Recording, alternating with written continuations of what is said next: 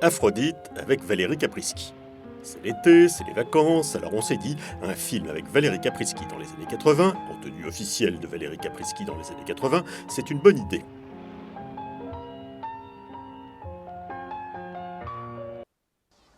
Vous savez, comme dans L'année des Méduses sur la plage, ou dans La femme publique, ou dans À bout de souffle Made in USA, etc., etc. Oui, Valérie Caprisky dans les années 80 avait une caractéristique bien spécifique en ce qui concerne le costume qu'on lui faisait porter à chaque fois pendant au moins une séquence de ses films. Un costume qui avait l'insigne avantage de ne pas coûter cher à la production et en plus était censé faire venir le chaland. C'est un peu comme Christian Marin. Lui, sa caractéristique bien spécifique, c'était d'avoir l'air benet. On a eu beau chercher, on n'a pas trouvé de film où Christian Marin n'a pas l'air benet. Là, non. Là non plus. Pas plus que là. Ah, nous regrettons tous Christian Marin, qui a donné son nom au centre culturel de Limeil-Brévannes. Et quant à Valérie Caprisky, nous nous sommes imposés pour ce sujet une contrainte oulipienne, une figure de style, un challenge, un défi. Valérie Caprisky n'y apparaîtra que tout habillée, et encore si on a besoin de la faire apparaître à nouveau. Alors, L'année des Méduses, La femme publique, À bout de souffle Made in USA et Aphrodite. Nous y voilà.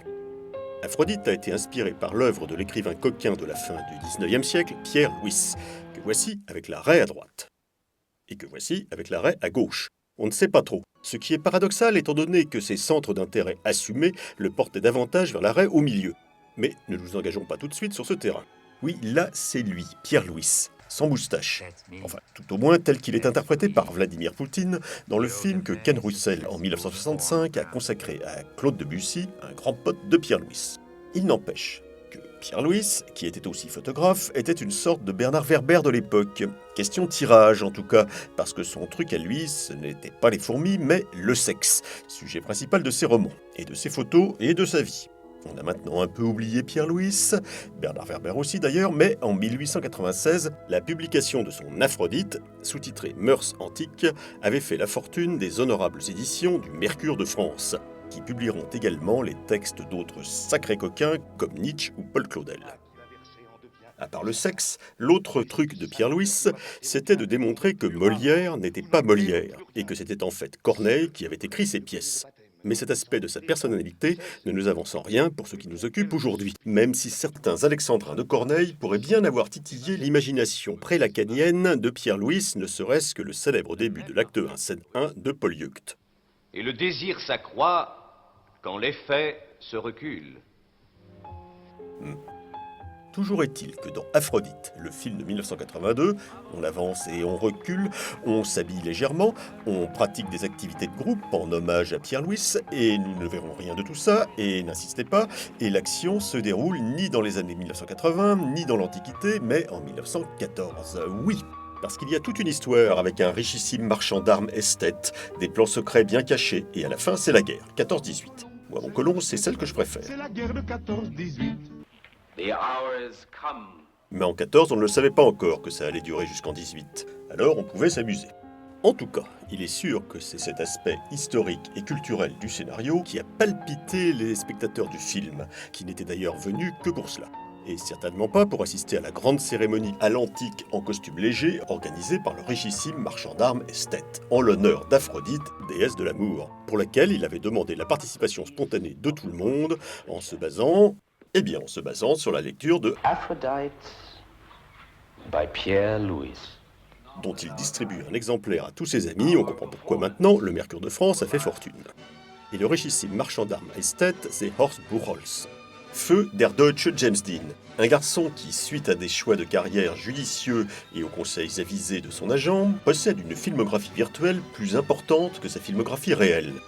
Il aurait dû, mais il n'a pas joué dans West Side Story, il n'a pas joué dans Rocco et ses frères, il n'a pas joué dans Le Guépard, il n'a pas joué dans La Dolce Vita, il n'a pas joué dans Laurence d'Arabie, il n'a pas joué dans Pour une poignée de dollars, et dans Les 7 mercenaires, Brenner, McQueen, Coburn, Vaughn, Brunson, Dexter, Buckholz, The Magnificent Seven. ouf, oui, il a bien joué dans Les 7 mercenaires. Et dans Aphrodite.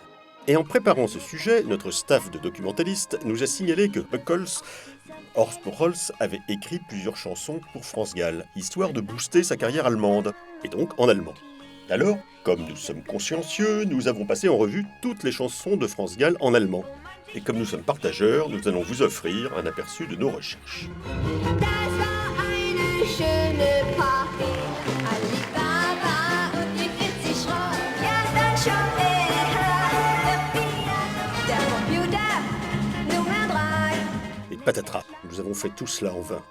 Après étude un peu plus poussée, avouez que ça valait le coup, on s'est rendu compte que non, il semble bien s'agir d'une fake news, ou pour le moins d'une erreur. Une de ces erreurs qui se reproduisent comme des lapins sur le web, une fois que c'est parti, c'est parti.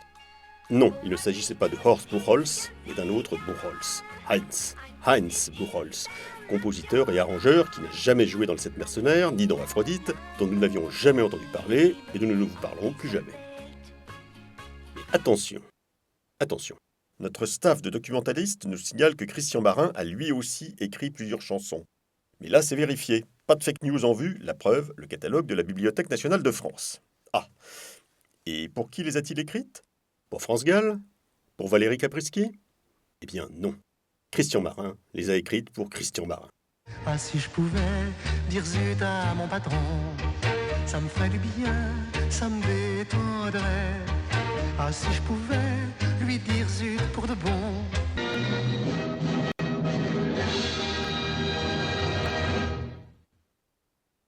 Et Corneille, il a écrit des chansons?